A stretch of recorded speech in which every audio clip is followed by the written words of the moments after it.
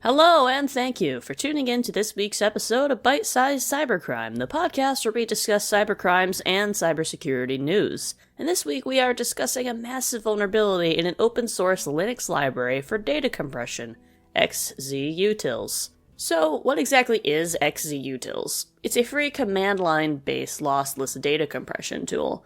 Lossless data compression allows you to convert a larger file into a smaller file, so that it's quicker to send or to download or manage. But this method of compression allows the data to be perfectly restored with no losses. There is also lossy compression, which does the same thing, except some of the data can be lost. What's important to know is that this utility automatically comes installed with a lot of different Linux distributions, most notably Ubuntu, Debian, Fedora, and Kali Linux. So, what's the vulnerability? The vulnerability itself was found by Andres Freund, a software engineer at Microsoft, because he was investigating a lot of strange failed SSH login attempts that were taking up a lot of CPU, way more than they should, and appeared to be automated. Maybe it was some kind of password attack. During his investigation, he noticed a 500 millisecond latency in SSH, which was pretty consistent. This is so minute that you, a human, would probably think nothing of it and probably also wouldn't even notice. And if you did notice, you may just chalk it up to your machine being unusually slow. As it turns out, this delay was occurring because during the SSH connections, there was a backdoor being invoked, and he managed to trace this backdoor back to Utils. Initially, he thought it may be an issue with Debian itself. This was running before someone actually authenticated to SSH, and it appears to be enabling some form of remote code execution. This could potentially allow for unauthorized access to systems that would allow remote control over them. Some people have also speculated it could be used to eavesdrop on whatever is going on in that SSH connection. The benefit of using SSH is everything is encrypted over it, including passwords, so if someone was spying on it, they could get sensitive information. On March 29, 2024, Red Hat put out a warning to immediately stop using the Fedora development and experimental versions due to a backdoor found in XZ.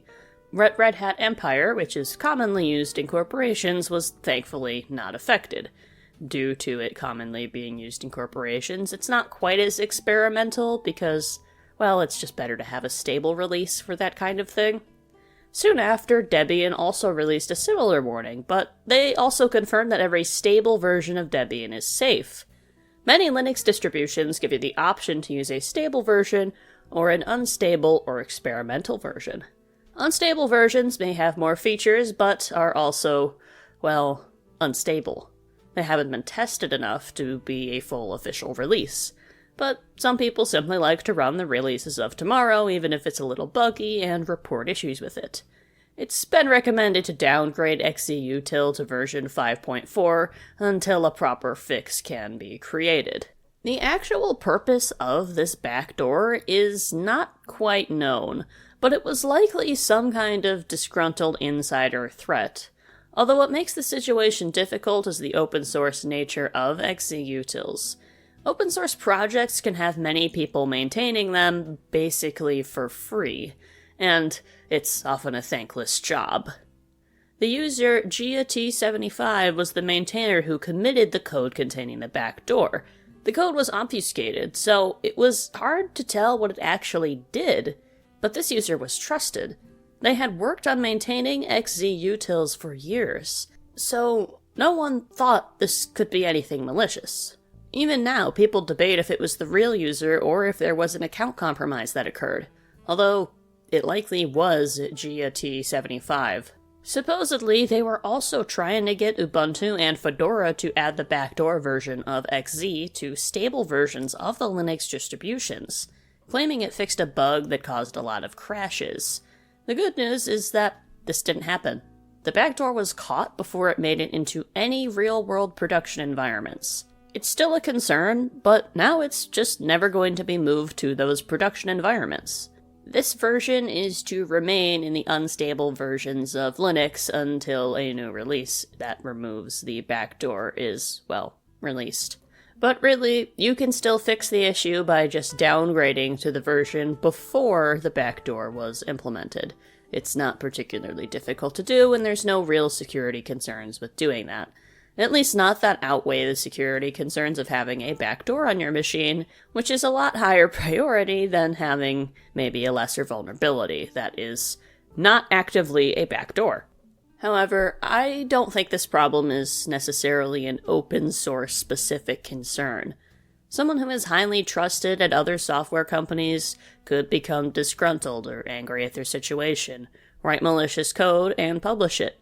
There may be more safeguards around that at larger and more highly regulated software companies, but it's definitely possible wherever there is a lack of administrative security controls.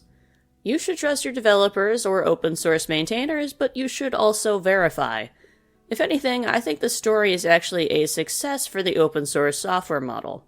Someone was able to see that something was wrong with SSH, trace it back to XZ, dig down into the code, and uncover the backdoor before it was potentially released to millions of organizations and home users of Linux.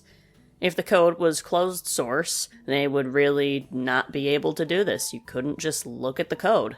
You may be able to actually trace it back to that closed source software, but at that point, all you can really do is report it to whoever publishes the software and hope they fix it.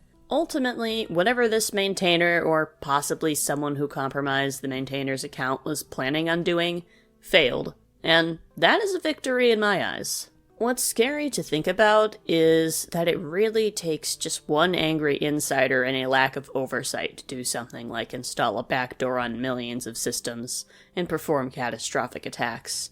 Or sell this backdoor access to ransomware groups or potentially other threat actors. XZ is used widely in Linux and Unix systems, and this would have been devastating if it had slipped through the cracks, so let's all just breathe a sigh of relief that it didn't. Thank you to ARS Technica, Bleeping Computer, The Hacker News, CISA.gov, and SecLists for reporting on this specific incident. And of course to Red Hat and Debian for the advisories. But most importantly, thank you for tuning in to this week's episode of Bite Size Cybercrime, and until next time, stay secure.